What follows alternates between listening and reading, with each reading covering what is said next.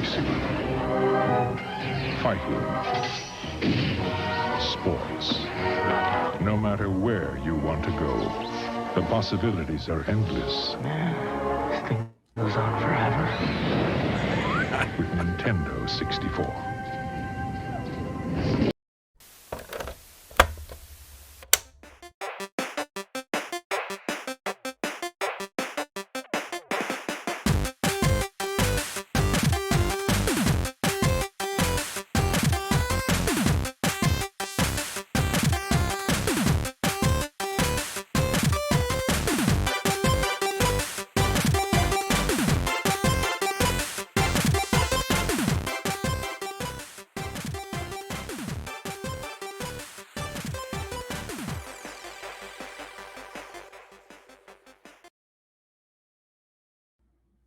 Welcome to Remember 64, where this week we're saying happy birthday and doing shooty McShooter shoots. Pew pew. Hi everyone, welcome to the show.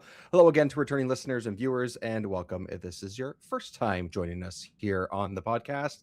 Here in Remember 64, we play and discuss the good, the bad, the ugly, and everything in between on the Nintendo 64's library. My name is David Petrangelo, and you can just tell me what the hell I just played because I kind of have no idea, but pew pew pew pew pew pew pew bang pew shooty shoots. Jiggy Luck back. Hello, how are you? Get bonus. Yes, That's it. Get bonus. Yeah, we are talking Sin and Punishment. This is actually Yes. a peek behind the curtain. That's what I was looking for. Jeez, I'm tired.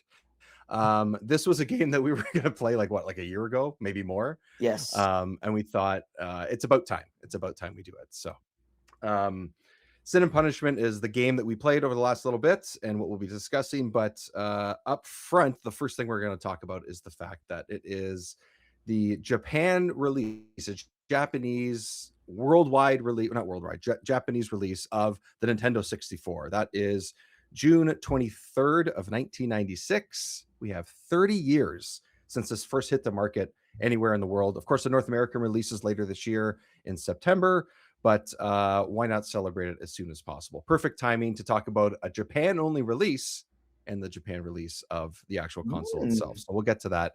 And just just like a coincidence, actually. Yeah, I didn't even think about that. Yeah. So it's perfect. Now, of course, Sin and Punishment is available on Nintendo Switch Online if you have the 64 expansion pack and stuff like that. So which is where I assume we both played it, and most people at this point, at least in North America, have. We'll get into sort of the details of all that stuff in a few minutes too. But just wanted to mention off top a couple of things that the Patreon series, A Commercial Success, continues. I had a couple of really good commercials that I just watched. And a couple of them are specific to just general 64 advertising. One of them is about player's choice. The other one's just about selling the console in general. Something that I didn't expect because I'm still hitting play and just seeing what's coming up next. And those are the ones that happen to be there. And they're really fun, actually. One of them's really goofy and has a couple of funny gags, physical gags in it and stuff like that. So you can check those out on Patreon. Just a couple bucks to support the show and watch those episodes. More to come for sure. And just today, as of this recording, so June 24th, you could see it or listen to it. I was on Chillscape, the podcast that Aaron runs from his network, from the SuperPod network that we were a part of in the past and stuff. But Aaron's a great guy. He's been on the show. We've done a couple episodes like Wave Race and Blitz with him, and he reached out and said, hey, if you want to do an episode, I was thinking about doing, instead of Christmas in July, it's spooky season in June. So we got together and we picked a couple of video game soundtrack songs, which is what Chillscape is about. You find some chill music. There's a theme around it every episode. Ours was sort of spooky horror-like. That's what we did. And that is now on your podcast feeds. You have a quick little intro from Aaron. He plays a playlist of songs, a little intro from me. I play the playlist of songs that I chose for the episode, and so on and so forth. And it's about an hour, 45 minutes to an hour each episode of these great songs. I chose a mix of stuff. I really love the Oxenfree games and those soundtracks. So I picked a couple from that game. And then in between them, as I said, I sandwiched them. I picked the intro to Castlevania on 64, which I think we really liked with the violin and everything. Yeah, so that one's really cool. I was listening to it earlier because I was just like, oh, I just want to hear it again. And I can just see the menu, the guy playing the violin. Yes. I was like, oh, It's great. such a great intro, honestly. It's amazing. Yeah, it sets such a cool tone. And then I have a song from Shadow Man in there. Luigi's Mansion is in there. Yeah, so I had to go with some 64 stuff, but I always, like I've talked about before, I really like Dark Moon, Luigi's Mansion, Dark Moon. So I picked the song from that as well. Anyways, check that out. It's a really good listen. Aaron treats it as a real chill time. That's exactly what it is. Quick intros, cool music, and you can just kind of. I was literally working to it today. He released the episode, Nice. and then by around like early afternoon, I had a sec to turn it on. I listened to it and just had an hour straight of chill, spooky like music, and it was perfect. It was a vibe, which is what he's going for. So yeah, that's been a lot of fun too. So with that out of the way, Jiggy, look back. We always talk about if we've played the games that we are covering on the show. Have you played this before? What's it like now? Anything in between? What's your experience? Do you have any experience with the Nintendo 64? I'm wondering. No. If no. Okay. All right. Well, welcome to the show. We are here. Yeah, glad to be here. Yeah, we're here to talk about the Atari Jaguar, actually, and celebrate. I've never played that either. Neither have I. I was very curious at one point, and then I was like, it's not worth investing really too much attention because I think there's like very few games. It didn't do very well. Anyways. Oh man. I really want to try it though. There's a couple games on there that I'm like, oh, I want to do that. Yeah. And I like the idea of getting a console that was like bad and failed, but I want to like see what the games were like. Because even like the terrible consoles, they're always like there's that one game that it had that they're like, this was if they could have made more games like this, Yes. There's a nugget of really good ideas here. Yes. And we run into that with some 64 games, but you're right. When there's like a console that didn't do that well, that is largely thought of as not being great, there's some gems there's in always there, even something. the whole game. And then you're like, oh, I really want to try that. And thank the Lord for emulators, I guess. Yeah. But, well, I mean, look at Bill and Thrack that we've also had on the show and been on their show, where the 3DO is kind of like that. I don't think it's regarded as low as the Jaguar is and was, but the 3DO is kind of like an awkward sort of console that not a ton of people had, and they're going through the whole library like we are, and they definitely have a lot of misses or like mid-leveling kind of games, and that's just kind of what it was. It's kind of also an awkward console and stuff, but the 64 has some of that, but we don't have any experience with this console, but we're going to talk about it anyway. So let's do it. Let's do it. Released in Japan on June 23rd of 96. This is, of course, I don't know. It's not the, no, don't look at my background. Oh no, it's everywhere. I have an N64 in every. We're surrounded. We're surrounded, Jiggy. Welcome to the chat. Hello, Tim. Welcome. I haven't heard from you in a little bit, but I know you've been busy. Welcome back to the chat room. Welcome to the show. Anyone who is listening, watching this, we're gonna do a little quiz about the Nintendo 64. This was put up by the website Recollect 64, is a blog, easy for me to say, website where you can keep track of a lot of things of the Nintendo 64, news, games, collections, all that kind of stuff. And recently they put up a quiz about it to leading into the celebration and birthday of the N64. I told you before, Jiggy, I did it, and it was it kind of kicked my butt a little bit, but I also wasn't thinking too hard. I kind of did it on a whim. I thought, you haven't seen this yet, and I don't remember all the questions and all the answers or anything, but I thought we could go through the quiz and kind of pick. Maybe we can decide which one of the answers we feel like is the right one, and see what our score is at the end. It doesn't. What I do remember is it does not tally the score as you go. You'll find out at the end. So it doesn't say, you got this right, this was the right answer, stuff like that. So okay, so it says here, Participating in the fun is incredibly easy. All you need to do is answer the multiple choice questions as quickly as possible. You have 30 seconds per question. I didn't remember that. So there you go. No cheating. Receive a grade and brag as much as humanly possible about how brilliant you did or didn't do on social media.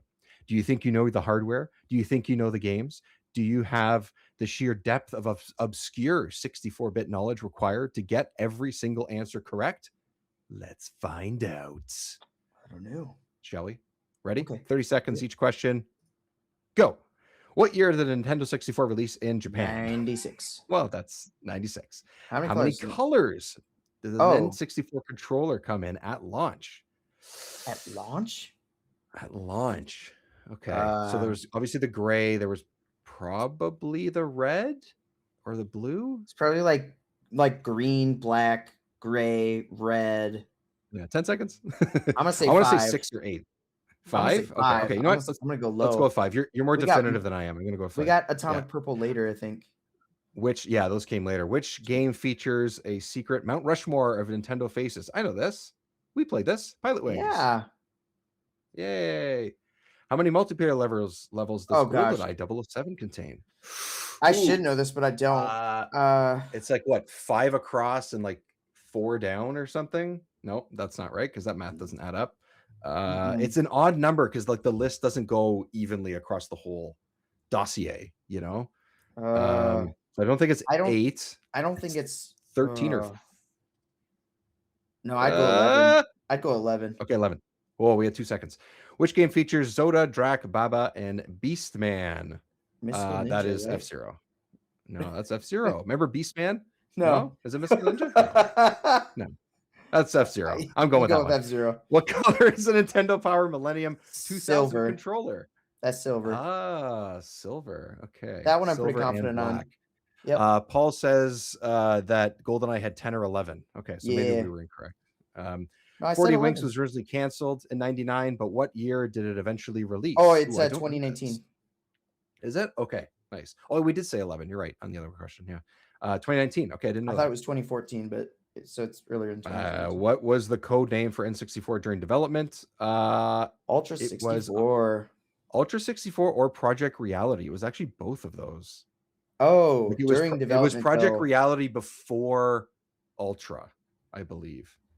But I think Ultra is probably what they're going for. My gut says Ultra 64, so I don't know. Yeah. How much data could the DD disk store? Oh shit. I think it's 128. Was it 128? Yeah, it was double, right? Wasn't that the idea? Yeah, I'm pretty sure. Yeah. Which console cartridges can the TriStar 64 adapter be used to play on the N64? No idea. I don't know. I would assume it can't be Game Boy and NES because it's a different size. Would it be the NES and SNES? I would go NES and Master System. Let's be weird. Okay, let's go weird. What is the name of the rabbit that you need to catch in Mario 64? Isn't it? Why is Mips? Mips, Flips, Chips, or Tips? Mips is the one I gravitated to. I honestly do not know. I just call him that stupid rabbit. Yeah, that damn rabbit. Yeah. Okay, let's go with Mips because that was both our gut reaction. Chronologically, which was the last N64 game to ever be released? Tony Hawk 3. I believe it's Tony Hawk, right? Yeah. Yep. All of these are very close, though. Yeah, it's Tony Hawk, though. Yeah. How many magical transformations are there in Banjo-Tooie? Hello, Jiggy. Okay, I gotta count these. Okay, you have 20 seconds. I'm go. blanking. Oh no! T-Rex. Too slow. 15 seconds. Oh crap! I'm panicking and I'm spiraling. I'm just gonna say 10. Okay, we're gonna go with 10. I was gonna say 12, but I don't know. So I don't know. If the console is NUS-001, what part number is the OEM N64 controller? I don't know this. 5.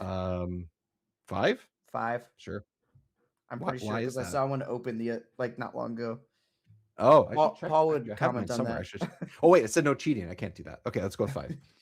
How many golf games were released on the 64 and 64 DD in total? Ooh, man, not many. I don't know. I only know 2.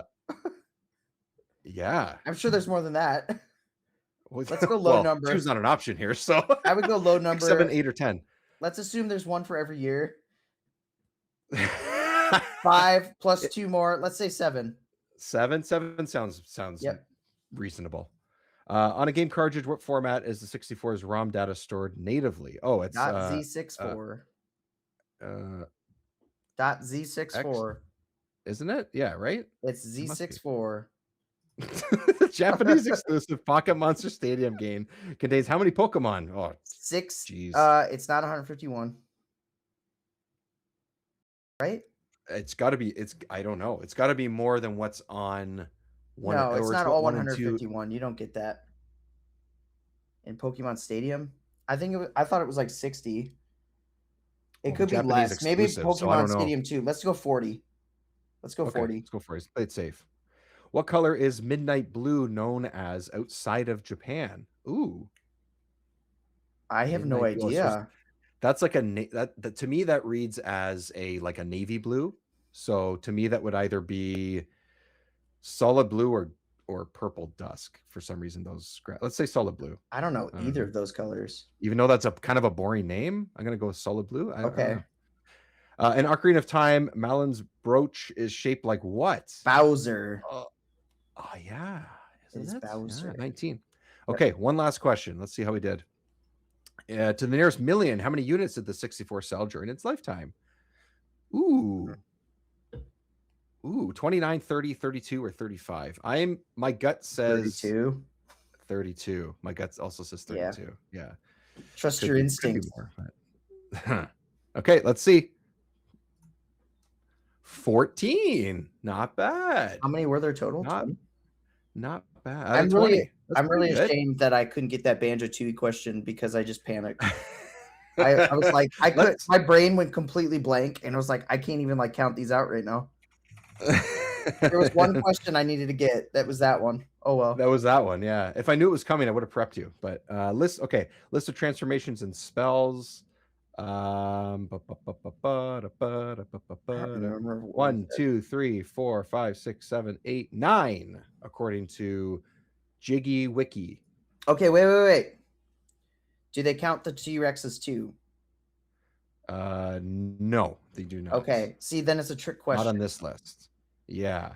Because I went with 10. Check another one. Because that's what I would say. I would say the T-Rex is technically 2 transformations because it's a big animal. You think so? I don't know. That's true. It depends how you justify it. That's my argument for saying 10. And I'm sticking to it. So let's just go with that. Let's see. This one has 1, 2, 3, 4, 5, 6, 7, 8, 9 as well. And this one has a breakdown that the T-Rex is 2 of them, but it's counted as 1. So it is a little bit of a trick question. I would assume that the answer I'll reach out to them and just see what's all the answers, and we can go through it and see what we actually got right, what we didn't. But 14 out of 20 is not bad, man. Not bad. I'll take that. Yeah. I definitely thank you for your help. The color too. Yeah, the color name too is interesting. Yeah. I'll see if we can get the full list of results, and we'll talk about that next time, because that was interesting. It's not super easy because it kind of, like you said, not even just trick on purpose, just difficult things to kind of not have necessarily at the top of your head. So I thought that was kind of and it's fun. So the GoldenEye question too was the multiplayer map. And I was Oh, multiplayer maps, because when you think of single player, I can think of the rows, but multiplayer is different. I think we got that one right though. We said 11, I think. We said 11. Let's see. I'm gonna look this up because this is when there are 11 stages normally selectable, and 2 that are present in the game. Oh, but can only be unlocked through a code. I knew it wasn't a big amount, but 8 I think was the other option, and that felt too small. It's too small. And then what I remember when I was picturing literally the dossier, the menu, is that it's not an even number all the way across in every row. That's why I knew it was probably an odd number. Yeah. But yeah, when I ran through this a few days ago, I believe on my own I only got 10. I don't really remember what all my answers were. But 14. You know what? I will take it. That's pretty good. That's a solid C plus, maybe. pretty much what all my report cards said growing up. So Yeah, pretty standard for the pretty course. standard stuff for myself. And then there's one more thing that I wanted to do before we move on to our actual game, because this is, let me get the link here so I can show it as well eventually. But there was people posting about which games sold the most, which ones didn't, like all this kind of stuff that kind of shows what was the most successful games, and regions sold this much worldwide, North Are we gonna America, stuff like guess? that. Yeah, so we're gonna do some guesses. We're gonna do some guesses. I have it in front of me, so I can't guess necessarily, but I'll ask you a couple of random numbers. Obviously, it's gonna be very hard to get the exact game right, but I'll throw a couple numbers out there. These are the top 200 best-selling games in North America, in the US and Canada, and I guess Mexico too. But yeah, so these are best-selling N64 games in the US North America market by unit sales in reverse order. So this guy, Matt Piscaletta, is a senior director and game industry advisor, and used to work for Activision, used to work for Warner Brothers Games. So he's got some backing and some data here, and he actually posted the link where he all now games, has a lot of where free games are time. from. And he has a lot of free time. Yeah, this was a post that was posted yesterday on the 23rd, and it is a thread on Blue Sky of like 17 things, because you can only fit so many characters per message.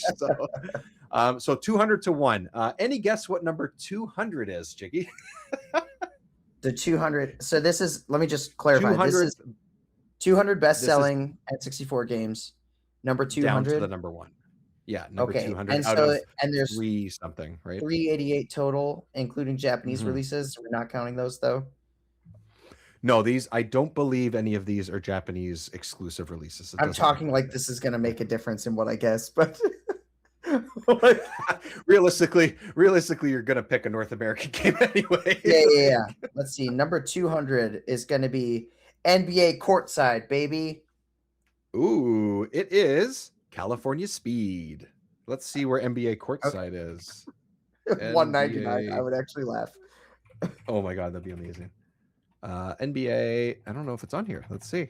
NBA Courtside 2 is 154. Not crazy off, actually. When you think about how many games are on this list and it's just out of nowhere, that's not bad. Yeah, about 50.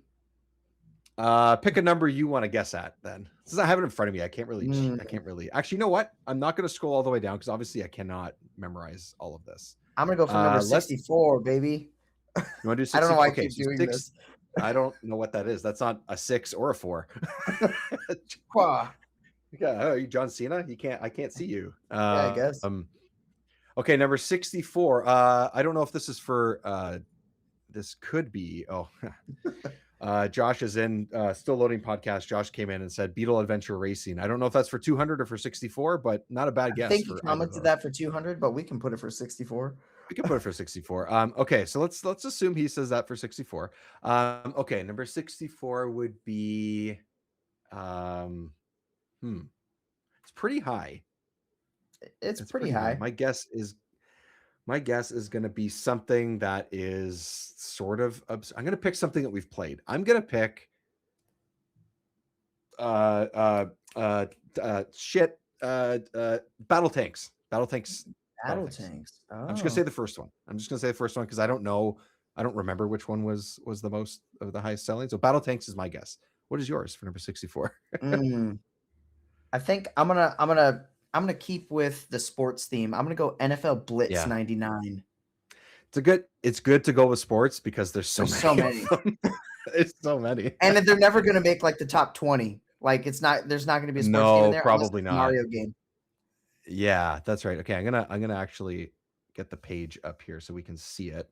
And I'm only gonna try and zoom in on what we're looking at because we'll probably guess a couple more. Okay, 64. Oh, this is an interesting one. Actually, this is a little lower. I thought this would be a higher number here. I'm going to try and zoom in. Sorry, I'm doing this on the fly here. I'm trying to zoom in so that we don't cheat in case we have another guess. Number 64 is, let's show it on the stream. Pilot Wings. Okay. Wow. That is fitting. That is funny. Oh my gosh, dude, man! Not Madden NFL 2000, right above it, right and an NFL there. game right below it, dude. That's hilarious. Dude, I was so on the money, dude. So close. This was maybe a guess that or something that would have come up anyways, but Conker's Bad Fur Day, 69 on the list. Yeah, it is. Dude. Okay, NFL let's Blitz do maybe like 68. Just for the record. 68. NFL Blitz number 68, bro. 2000 and 2000 is a late one too, right? And it's still 68. Like that's I think it still came out like late 99, but still. Yeah, that's just seriously popular. Okay. You pick a number and we'll take a guess. I'm not gonna look. We're gonna go with my hand. Let's do at least one more. Back. We're gonna say 182. 182. Okay, so I can't see that here. I'm gonna just do this, block it with my hand so I can't. Actually, what am I doing? Change the window. 182. Wow. I'm gonna throw out a different kind of game, and I'm gonna drop Chameleon Twist. Ooh, 1 or 2. Let's go 1. 2, I don't know, made it in the top 200. Yeah, I don't know. Yeah, it's also I think that's a 2000 game as well, or late 99 or something. I'm gonna go with one that actually popped up in one of our questions on our quiz, and that would be, was it Bomberman 3? Is that what it was, or 2? What one was that? Bomberman? Yeah, wasn't it? Was that one of the? Well, there's Bomberman 64, and there's Bomberman. Is that the Hero. last one? There's Bomberman Second Attack. That one. I'm gonna pick that one. What number was it again? 182. 182. Okay, 182. 182 is. Ooh, I want to play this. Oh, we got to play this game. Actually, back to back. These are really good ones here. 182 is Hexen. This is a game I've been meaning to actually. Yeah. I played this on. What's that? Have we not played it? No, we haven't. Wait, what am I thinking of? It's like a Doom clone. Doom, probably. Doom 64. Yeah. No, dude, I swear I played. Maybe I just played this for fun.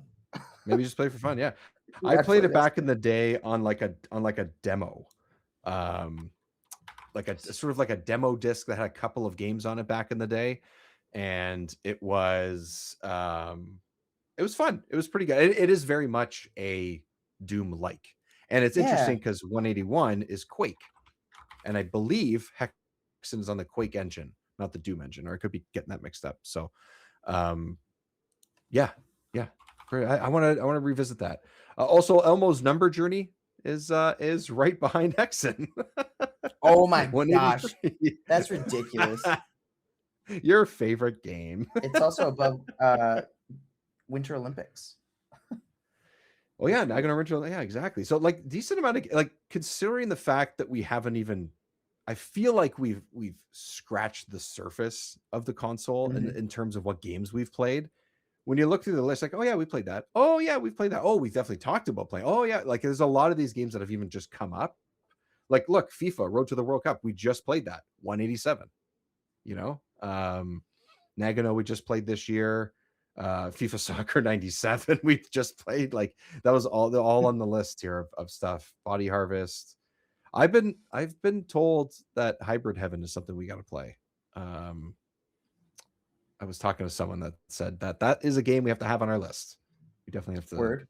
And StarCraft and Buck Bumble at 199 and 190 and 198. Come on, people. Buck Bumble deserves to be higher. Let's go. Come on. It does. That's actually ridiculous. I would. I'm very curious. It just shows that sales does not equate to quality, because there's so many games that are just like there's no way Elmo's Letter Adventure, Elmo's Number Adventure are better than anything in the 200s. Like they're terrible. Yeah. Even for little kids, I'd be like, oh my gosh. Ooh, I want to see where Power Rangers landed. Also, Loki Space Invaders is great. Is it really? Oh, okay. Power Rangers Lightspeed. My most hated game. Oh my gosh, dude. That we've played. It made it past Turok. It made it past Bomberman Hero. Turok Rage Wars. Turok Rage Wars is the latest, like the last Turok one, not the first one or anything, right? So, but it didn't beat Scooby-Doo. But still, better than Battle Tanks, better than Bomberman Hero, better than Wipeout, better than Tetrisphere. Get out of here. Get No, out of here. that's crazy. But you know what it Yeah. is though? It's that license of It is. characters. It is. That just it does Yeah. so much for it, which is probably why Elmo's on here. Yeah. Scooby Close Doo's to up Dr. here. Mario. Although I enjoyed Scooby Doo, it's silly. Superman. It was, but it was good. It was worth playing. Superman's at 108. That's Yeah. not bad. I'm and not I surprised found that everyone had Superman. Like it definitely sold really well. It just was like, yeah, it sold well. I feel like everybody got it brand. as a joke. I don't know, or you just like, oh man, I want a good Superman game. Yeah, well, look, he's flying. If the advertisement was good to you, you know, and mom and dad are buying it for you for the most part. Let's be honest, right? Right. So, Yeah. and this is interesting because I said battle tanks earlier, and this is good. It's not a huge jump from 124 to 113. We have battle tanks, and then battle tanks, the sequel, Global Assault, which I think we both agreed was a better game and Yeah. was pretty good. So that's pretty good actually. Placing for Global Assault. It was a pretty solid game. So I really liked it. One of my favorite ones from last year that we played. So yeah, decent amount of pretty good. Like Quest 64 is all the way up at 95. That's not bad. Well, yeah, Beetle Adventure. There it is, 93. There's Beetle Adventure Racing at 93. There you go, Josh. Should we guess the top 3? You probably know this. Yeah, the top 3. Okay, yeah, let's guess top 3. I'm gonna go Mario Kart, and I didn't think about Mario Kart and Ocarina. Those are my guys. And in that order. That's what I'm going in that order. I'm definitely saying Mario 64 number 1, Ocarina of Time number 2. And now the next one, I'm gonna throw it out there because I'm feeling like it. I'm gonna put Star Fox as number 3. Oh, nice. Oh, I hope so. Okay, so I'm gonna scroll really well. Yeah, I think that's up there for sure. Okay, so we're looking at right now. Let's see, top 10. We have Pokemon Snap at number 10, Donkey Kong 64 at number 9, Star Fox at 8, Diddy Kong Racing's at 7. Hell yeah! Diddy Kong Racing would be so high. Yeah, Pokemon Stadium, that actually could have been top 3. Honestly, that's number 6. Number 5 is Smash Brothers. Ocarina of Time is at number 4. That surprises me. Yeah. Damn. Okay. Number 3. I'm gonna try and slow scroll. Mario Kart is at 3. Okay. GoldenEye. Oh, yeah, of course, GoldenEye. Yeah, we should have that thought makes about sense. that. Okay. That top 5, actually, that top 10 kind of all makes sense. That tracks. I think. I would say Pokemon Snap really surprised me. I didn't think. Oh, that really? would be I up remember there. so many people having that. Really? When I was growing up. Yeah. Smash Bros. I feel like was popular, but it didn't really get super popular until the next game. Like I feel like Melee's Well, it definitely, really, it definitely exploded on GameCube. Yeah, for sure. Yeah. But Diddy Kong Racing surprised me too, being up there. I mean, it's great. I guess that's actually that's great. I thought that would maybe be in the 20s somewhere, something like that. So yeah, and it's a good 10 at least in the top 3 blows my mind. Yeah. So we have at least on the show, you haven't been on all the episodes that we've done this, but we have covered all top 10 selling US and North American sales for the N64, which is interesting. So look at this. WCW NWO Revenge is at 13. Well, actually, we didn't do Ocarina yet. Going to. Actually, wait, we haven't. I was like, we're working towards it. Everything except Ocarina. Everything except arguably the best game on this list. Oh wait, no, we've already decided that it's the worst, right? I thought that's what we said. I think that's what we said. Yeah, right. yeah. Let's go with that. Okay, so I thought that was kind of fun. That's pretty interesting. These are all if you look up Matt Piscatella on Blue Sky, I think he's also on Twitter. I don't know for sure. He actually has a link. It's somewhere in his thread here where he actually got all the data from and stuff. So it's all backed up by stats and data and stuff from, I think it was like 2017 or 19, somewhere around there is like the most up to date as far as sales go and everything. So that's pretty close to now, and that's pretty great. Yeah, lots of great games still to play. Happy birthday, N64. Yay. I am so old because when it said it was 30, I was like, son of a gun. All right, Jiggy, look back. Let's talk Sin and Punishment. This is the Japan only release that came out in 2000. This is a game by where is the name? I lost it. Where is the name? I might have it up lost actually. it. Oh I no, lost it. I I pulled up lost the Treasure. sequel. Treasure. There it is. Treasure. Treasure. Yeah, Oh. and then Nintendo also helped develop it as well. Treasure made a whole bunch of games. Some of them good, some of them not so great. Some you'd remember, some you wouldn't. Wario World, probably the one that stands out the most. 2003 on GameCube. That's probably, I haven't played a lot of the stuff that they have here, but they were also Also the available ones on that. NSO now. Oh, is it that one Wario specific? World Oh is yeah, on it is. NSO Right. now. Yeah. Which I think And I've it's only all played about gathering treasure. So that's kind of two. funny. Nice.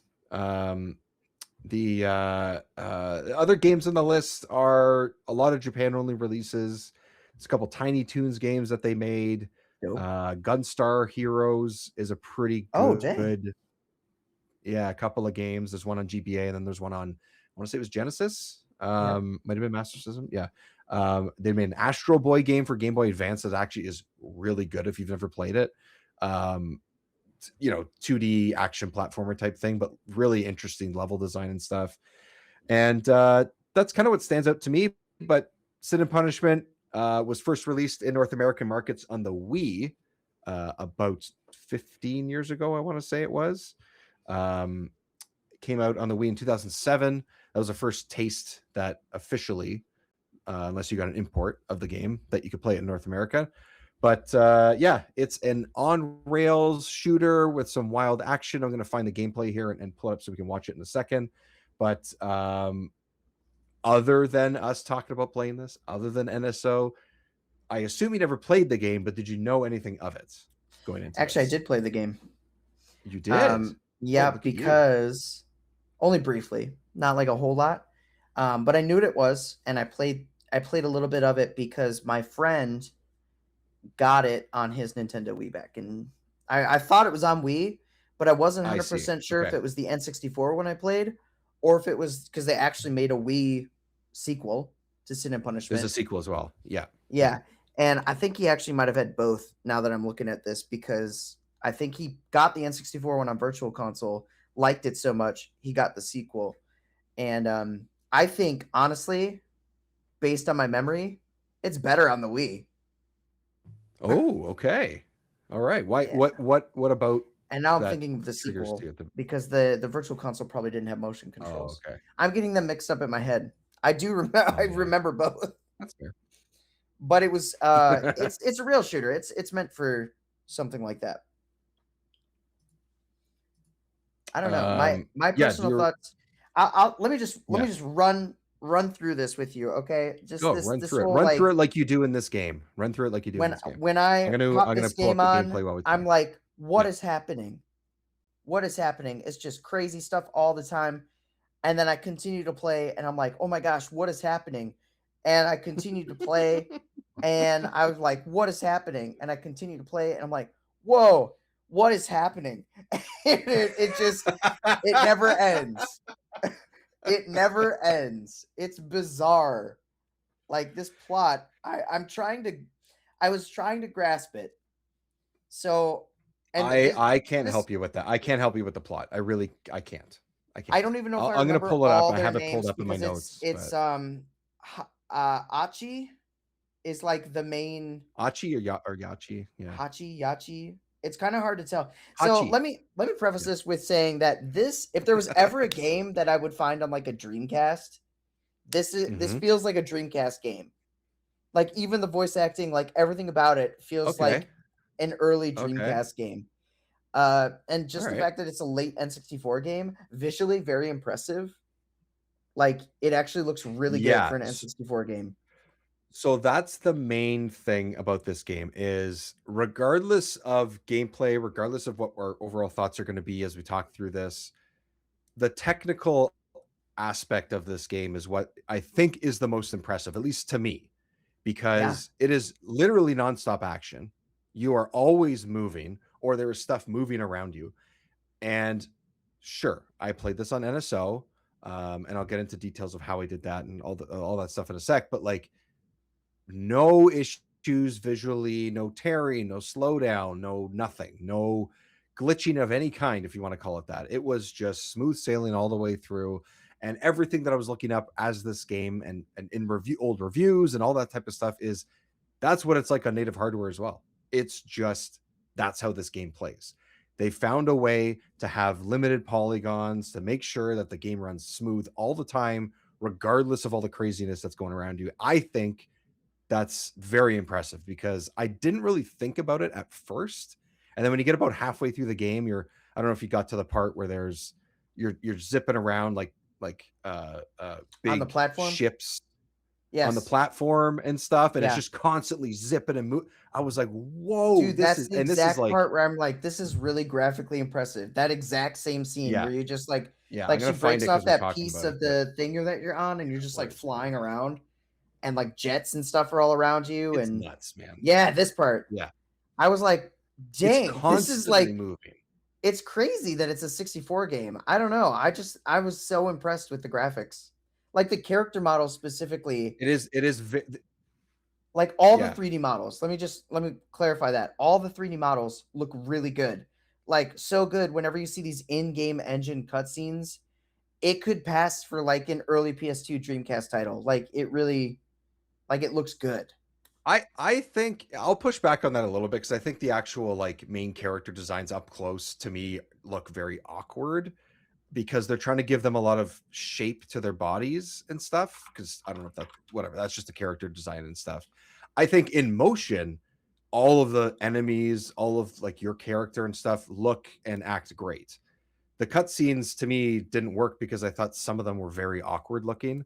Um, not because it looks bad. I just was like, I don't know. That's just me. It's a personal preference thing. Maybe it's just the design of it more than it is how good or bad it looks. I'm not, this is not to say that like it's a mistake to have this kind of design, but I'm not into the sort of over the top anime look of character designs and stuff Yeah, for the yeah, yeah. most part. That's And that's a exactly what it lot is. of what Like an this game anime look. is. So, Yeah, anyways, yeah. that's I mean, it's just a Japanese. personal preference part. But I mean, Well, but sure, it really but- does look like a Dreamcast game to me. Like in general, like if you It does though. No, it really does. Yeah. Yeah. if I didn't Go know, ahead, and sorry. the voice That's acting it. is very much like it. I should probably look this up, but it almost felt like Sonic Adventure voice actors, like like specifically Yeah. Rouge the Bat. This sounded like Rouge the Bat, this character that we're playing as right now, or that's on screen. I can't remember her name. Aki? I think No, that's Achi, isn't it? No, Achi. Achi's the other No, character. Achi's the one that is like secretly evil, The- or like turns yeah, evil, yeah. and she's like Powerful one and the stuff. goddess. Yeah, I don't even know. I was don't, man. okay, we need to honestly, just talk about this plot because we're trying to figure it out. So it's something I don't know. like I don't know. I looked up like a brief synopsis and I was like, okay, I didn't get this at all. It's like Yeah. they mutated like creatures to try and make them bigger so that they could eat them because there's like a food shortage, and this is the year 2007, something like that. So it's like the near future Something. at that point, and they just like they're running out of food, so they try to mutate these creatures to just make them bigger to get more food, and they mutate too much, and then they go crazy and like start just obliterating everything. And Yeah. somehow it says, your solve friend this. is like their blood like changes people and mutates them, like they're the reason. I don't know. I was Yeah. trying really hard. It's wild. So to solve the shortage, scientists develop a genetically engineered species to raise as food. The creatures are herded Okay, to yeah, northern that's Japan until they mutate and begin attacking the citizens. They're dubbed as ruffians. Ruffians. International peacekeeping organization called the Armed Volunteers tries to stop the creatures, but they also oppress the Japanese people. Another group, led by a mysterious woman with unusual powers named Achi, rises up to defend Japan against the ruffians and the volunteers. Within that group are Saki and Aaron, or Aaron. Aran. I can't remember exactly. Aaron, yeah. or Aaron. It's Airan, so I think it's just Aaron. To bring Saki back to normal, Saki has morphs and does weird things. To bring them back to normal, Achi tells Aaron that she will need to shoot Saki, but Aaron refuses to do this. In response, Ashi places Aaron in a dream sequence set 10 years in the future on Long Island, New York, because why not? Yeah. Here she meets her future son she shares with Saki and sees a ruffian Saki rampaging through the city. That's just, halfway to 3/4 of the story and stuff. It's a wild story. I think largely speaking, you don't really need to care or know. You just need to shoot stuff. Um, there's a lot of little Yeah. cutscenes in between. There's a lot in this game. So plot or not, there's a lot to do. Even though it's not super long, if you just skip over all the cutscenes or whatever, you probably get a few hours out of this game at the most. And that's okay, like on like normal difficulty and stuff. But don't expect to sit and play this thing for 12 hours or anything like that. It's not one of those games. It is very, very much an on rails arcade shooter. Mhm. You're saying this feels like a Dreamcast game. Totally fine. And you're probably right. To me, this feels like it should be in an arcade, like actually with a light gun in an arcade. That's what this game feels like. Obviously, there's a little bit more going on here, which we'll get into. But as far as the core gameplay of it, feels like you're playing Time Crisis or the I was gonna say Evil Dead, House of the Dead. House of Jesus. the Dead. Yeah. Yeah, those types of games. You're not ducking behind cover and stuff, but it feels like a light gun game to me. So, did you have a good time with it despite not knowing what the hell's going on with the plot? Yeah, it was fine. I mean, it's pretty light. I did feel like if I had a light gun, I would enjoy this a lot more. And I did have that thought too. I was like, oh man, if this was on the Wii, even like just having the ability to point and move around versus a stick. Although I will say the stick works pretty great. On NSO, I so even used just the like basic like Joy-Cons and I was moving around and it actually felt really good, which normally they're like way too sensitive. Yeah, so part of the development of this, when I was looking it up, and people that commented on some of my posts on social media and stuff like that were saying the same thing, that like, and I agree, because I did try and play it handheld. Did you play it handheld? No, you said you played with the I tried it controller, handheld. right? I could not get my hands around this handheld. I couldn't do it. I was fumbling way too much, because the way the controls work is you're moving back and forth with the C buttons, so left and right, and I believe down C or up C is jump, and the joystick is used for just your control of your shot, and the Z or Z button is your shot, which you're pretty much holding on to the entire time. You press A to switch to either an auto lock on weapon that will lock onto the closest enemy as best as it can, but it is weaker than if you do the one that is manual aim the whole time.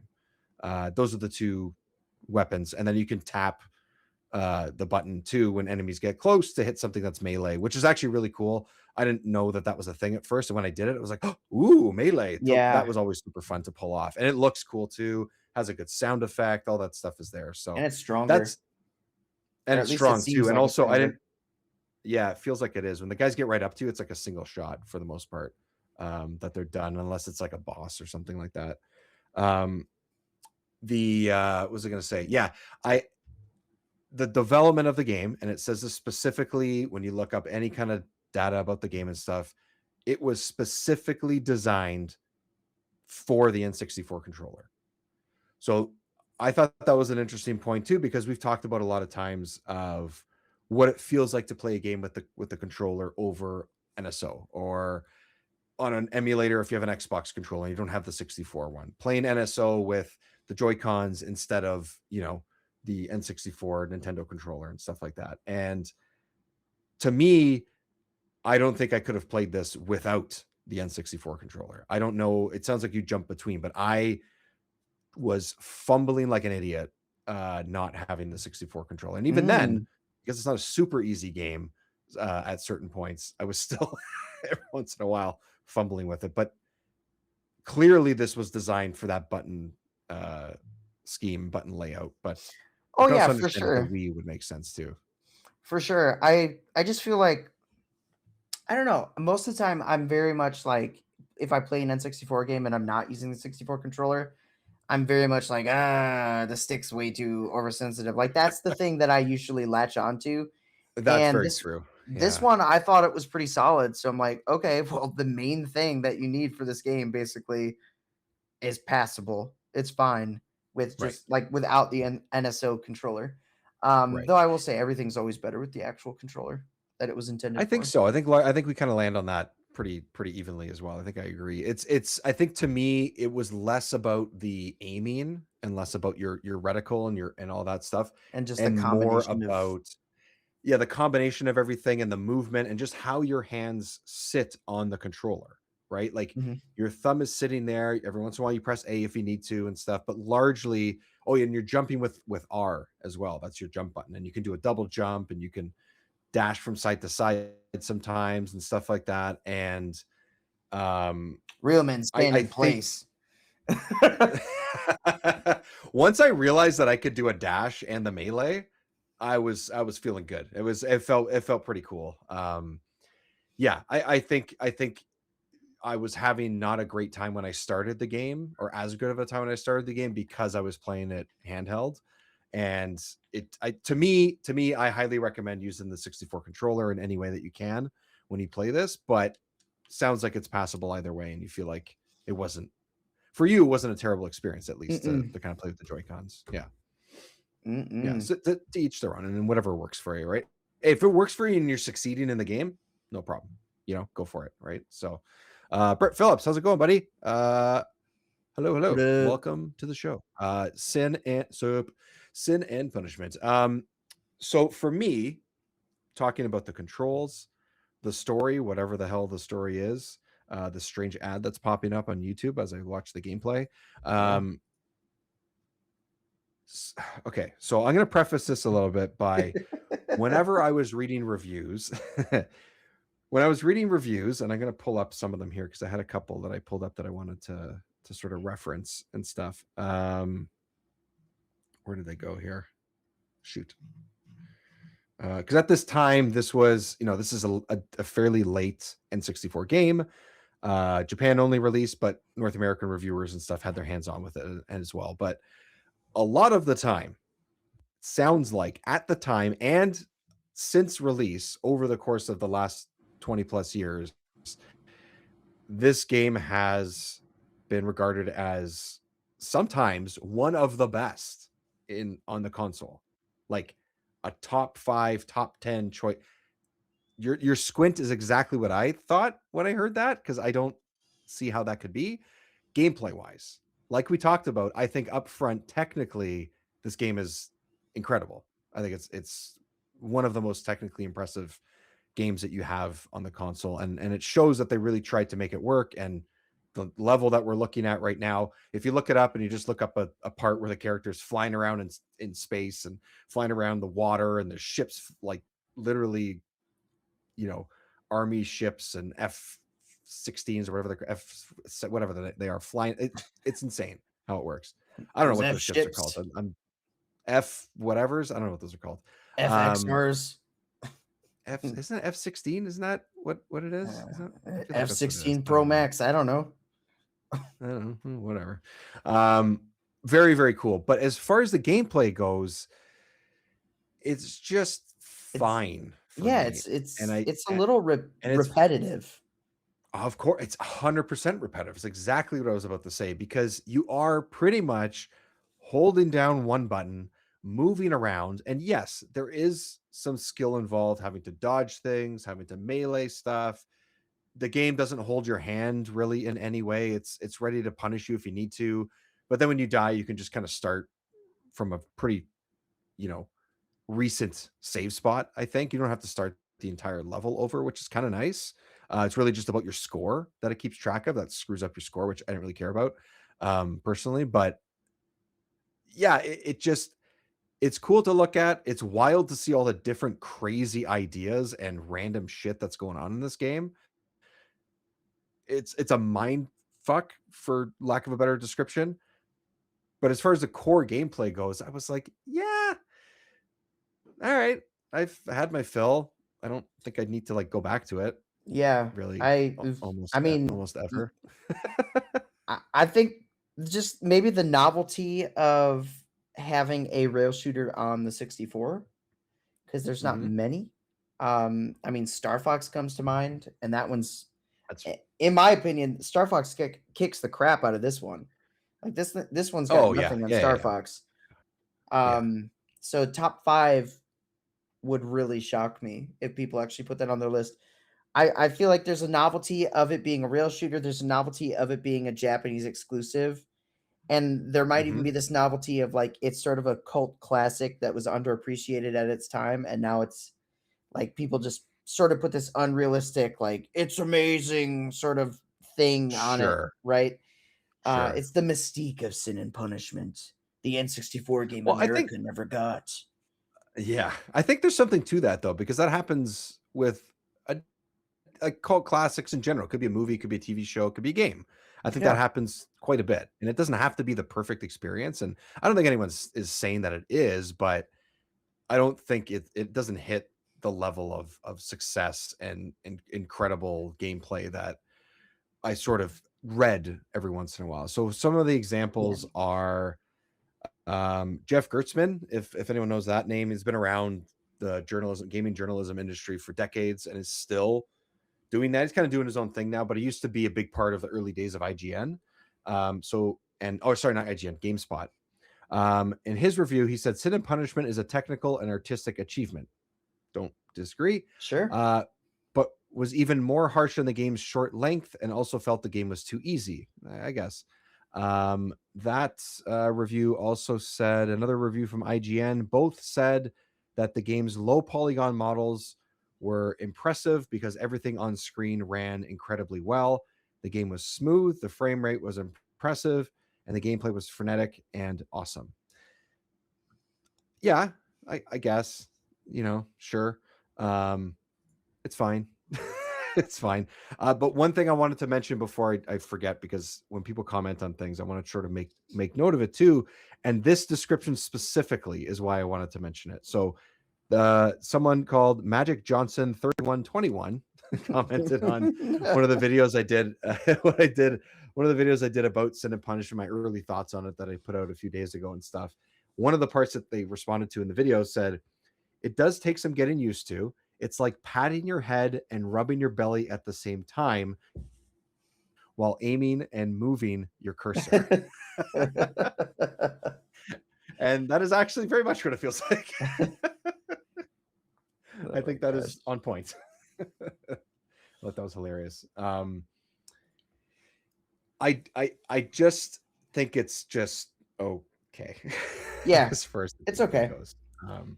Not something I hate, not something that I think is terrible. I definitely think it's worth playing and trying for sure. If anyone would like to chime in and tell us what's going on in this game as far as the story goes, that is better than the brief, wacky description I gave before, please, in layman's terms, let us know what the fuck is going on here, Yeah. because I can't figure I it haven't out. been this confused since Kingdom Hearts.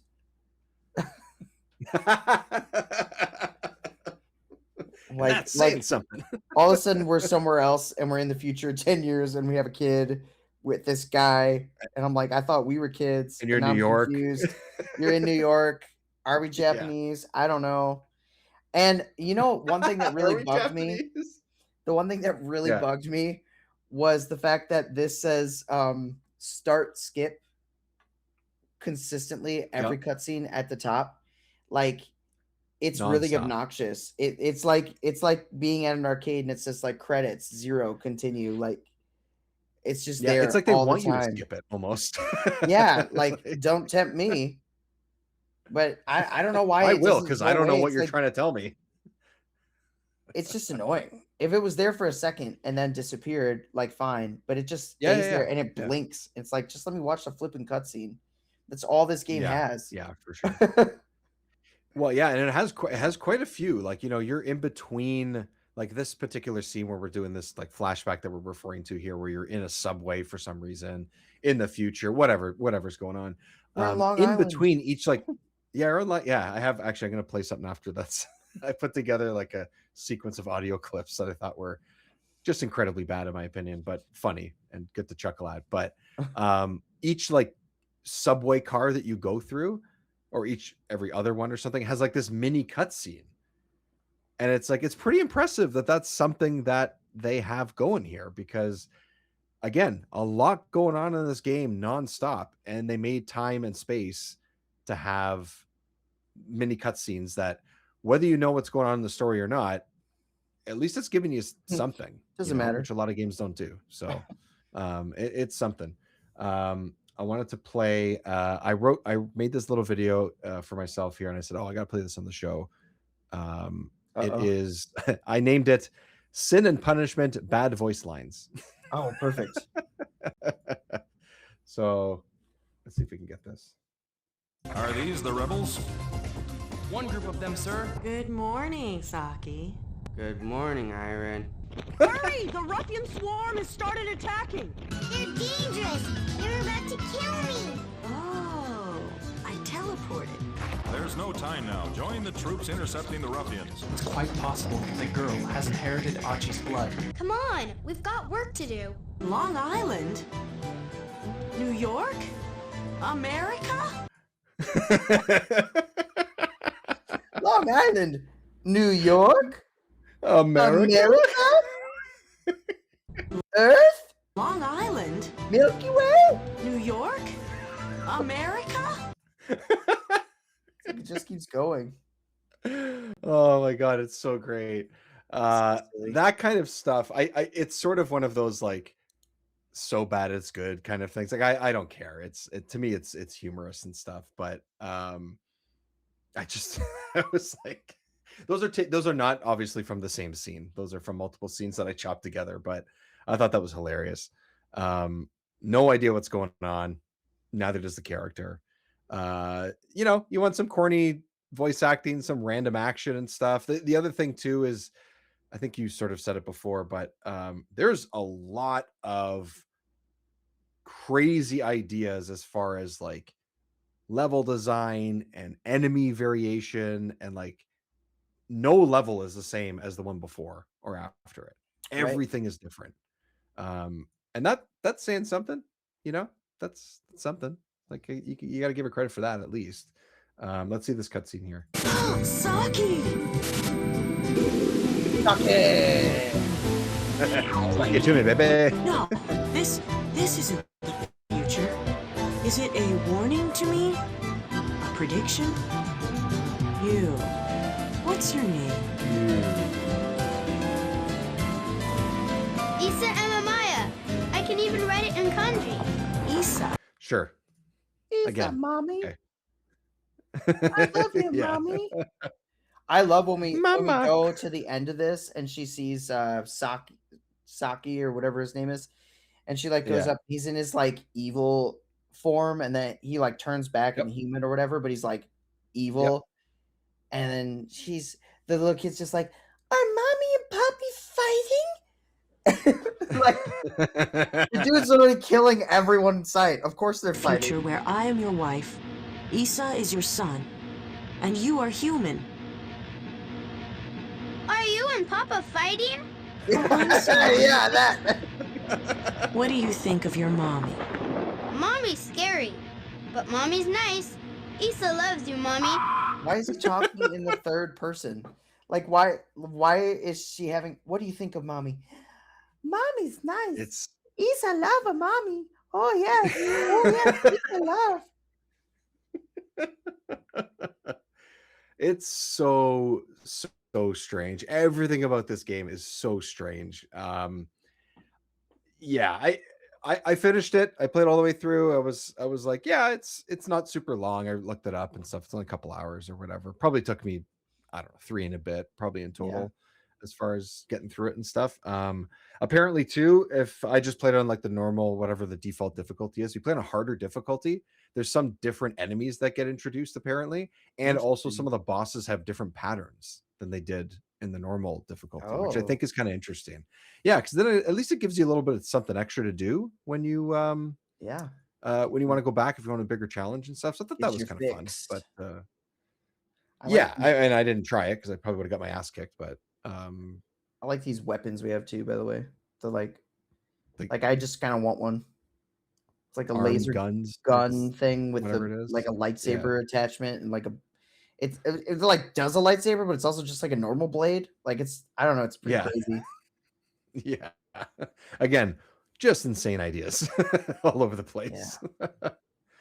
It's it's good. I think it's still worth playing. I think it's still a pretty fun game. It's not gonna, like I said, it's not gonna take a ton of your time. And honestly, I it took me a little bit to say like, wow, this is really impressive and stuff, but it is an impressive game. They really did put in a lot of work to make sure that this game is, one, for sure doing something unique, but runs incredibly smooth. And by all accounts, it seems like that's the way it runs on native hardware as well, which is really cool.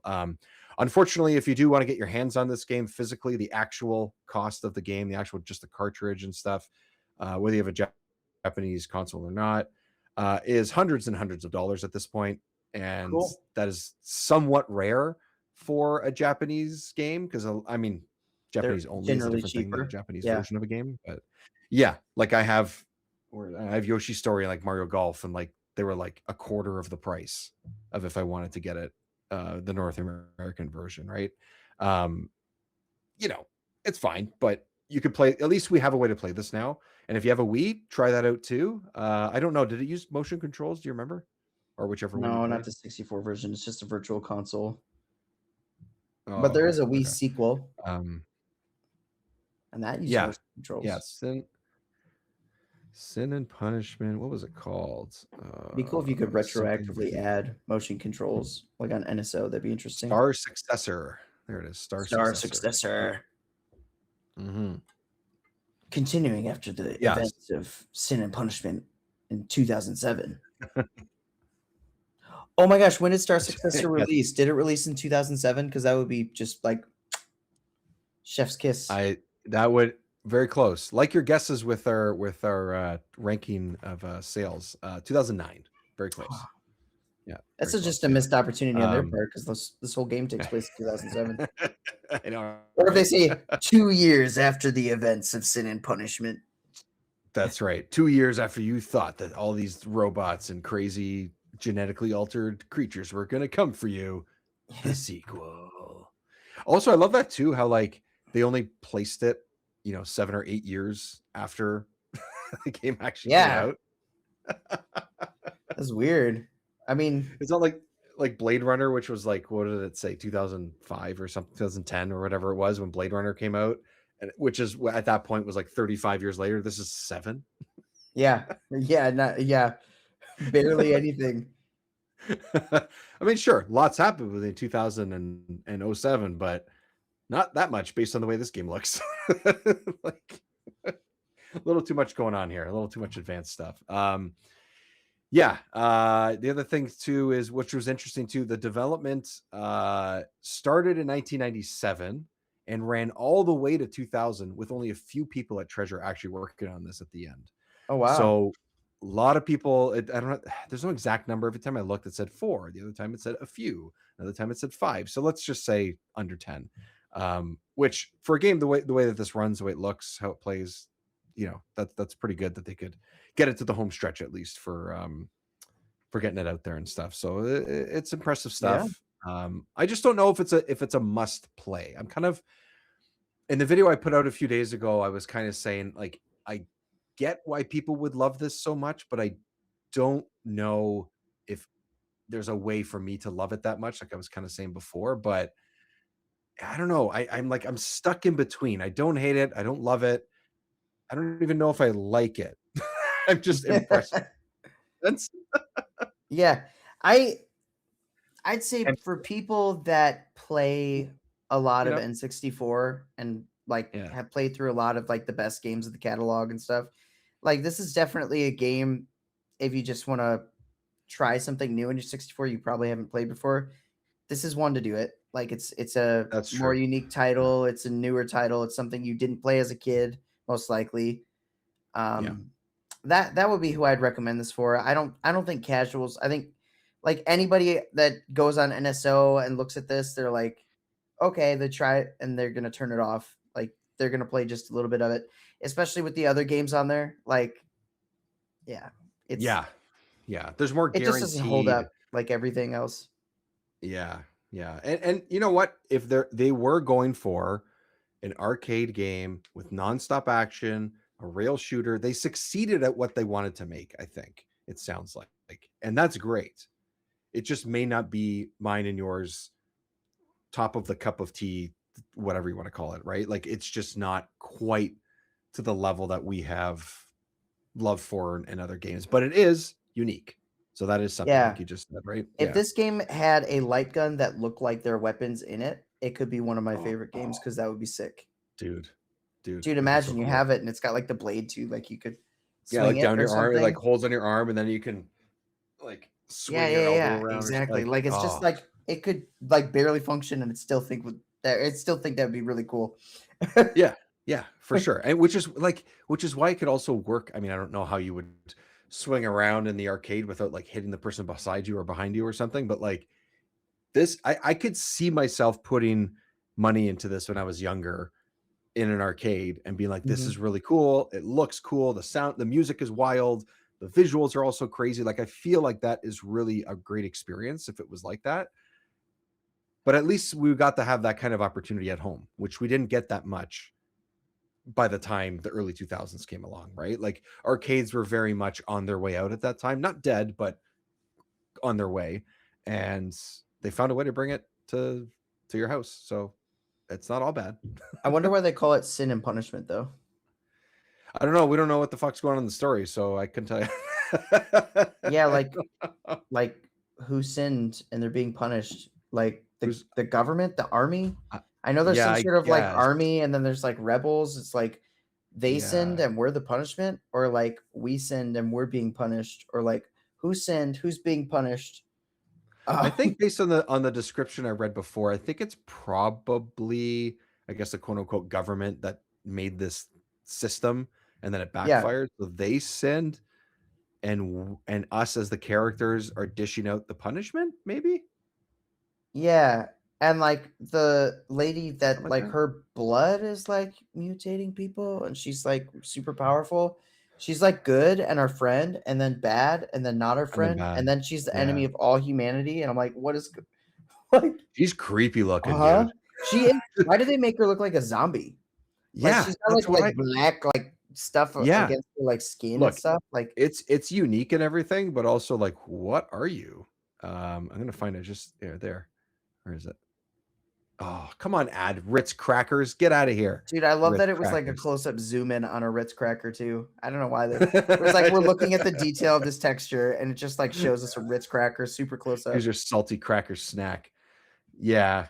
Yeah, look at that. It's like her eyes are like black, her face is pale, and she's got like these black, like squiggly like patterns. It's like their veins and stuff. Like yeah. I mean, again, unique. Shadow Man-esque. Yeah, that's right. Yeah, very Shadow Man-esque. Yeah. A lot of unique stuff in here. Gameplay wise, it is still, like you said, unique. So seek it out if you want. NSO is the easiest way at this point, and probably the way to do it. I recommend using the N64 controller, though. Jiggy had a pretty good time otherwise and stuff. Yeah, if you have one, use it. If you don't have one, you can still play this one. Yeah, you can still play it. Yeah, exactly. And especially if you get the taste, even if you don't play all the way through, I would say the first 45 minutes to an hour is not very difficult. The latter half of the game ramps up a lot of the difficulty and sort of complexities and stuff for your movement and everything. So eventually, if you're not used to the controls, it might sort of bog you down a little bit in your success, but not an overly difficult game. But yeah, worth a try. Sin and Punishment is out there, people. Give it a shot. It's out there. It's a game. It's a game. Give it a somewhat thumbs up. Middling or whatever the kids say. Yeah. Happy birthday to the N64 and your Japan release. I'm sure we'll say happy birthday again in September because I'll forget that we've because that's the real birthday. My memory, because that's the one that matters. Really yeah, exactly.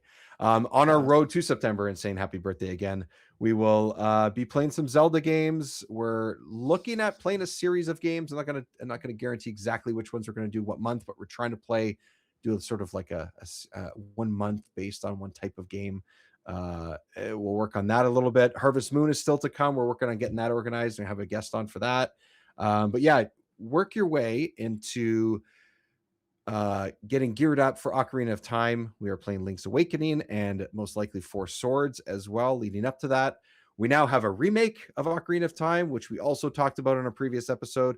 We have Star Fox coming out as of tomorrow, as of this recording, or as of you're hearing this. I believe it's either tomorrow or the day after. So you'll probably be playing or hoping you're playing Star Fox, the Star Fox remake on Switch 2 by the time you hear this and see this. And we will also be playing it because I think we both have copies on the way. So that's going to be a lot of fun. I'm gonna live stream it on Friday, I think. Yeah, I'm gonna try to sort of put up a video of it and stuff like that too. But yeah, if you're listening to this before or on June 26th, that is Friday, right? You can look back on YouTube, watch and play it live. Always up on Friday nights and stuff. I'm gonna be using the N64 controller, and if it doesn't play exactly the same, you're gonna hear about it. Yes. That's a good way to do it. Actually, I didn't even think. I was like automatically just gonna pull out. I have like the Power A, which is like a replica of the Pro controller. I was automatically gonna do that, but you know what? You're right. Yeah, charged up and ready to go all night, baby. So I did, and reviews came out for the game already, and it sounds like they've done a cool thing with the Pro controller and potentially the Joy-Cons, but I think more so the Pro controller acts a little bit differently. But the rumble is apparently pretty good, which is kind of fun. So that's I don't want to miss out on that. The rumble is cool. HD rumble. Is it like the reason to not use the 64 controller? Probably not, but maybe something we try as we go. Right? I'll be trying everything for sure. Yeah, for sure. You're going to get through the game somewhat quickly anyway, right? So, and apparently a lot of the enemy placement in quite a few of the levels is almost exactly the way it is in the 64 that's what I heard. version. So, yeah, so it's going to be very much a muscle memory thing, which is fun. So, Jiggy, look back on YouTube, check that out. Anything else coming down the pipeline you want to plug or? Well, I got the Mysteries of Spyro 2 is coming. I've been working on that, but I actually just dropped a video like 10 minutes before we started this. Oh, you did? Okay. Yeah, I did. And I'm just talking at this about point when you're seeing and hearing this, I would have already watched it. So there you go. Yeah, I'm talking about character redesigns and community backlash, which is perfect for Star Fox and Ocarina and pretty much anything that got announced in the recent like showcases or Nintendo Direct. Yeah. People are hard to please, I think. Yes, it is a volatile environment at times, I think. Yeah. Unfortunately. So that's great. I'm gonna watch it. I'm gonna cue that up. I'm gonna edit this, I'm gonna watch that, and then I'm gonna go pass out. That's my evening plan after this. Nice. So, yeah, that's it. You're gonna lull me to sleep, sir. Lull me to sleep. Oh, perfect. I'm glad I could do that. You're welcome. All right, everyone. Give the game a try. Happy birthday, N64. We will see you next time on the show. Thank you so much for joining us live, listening to us, and watching us. We will see you next time on the show. Ciao. Goodbye. Bye-bye.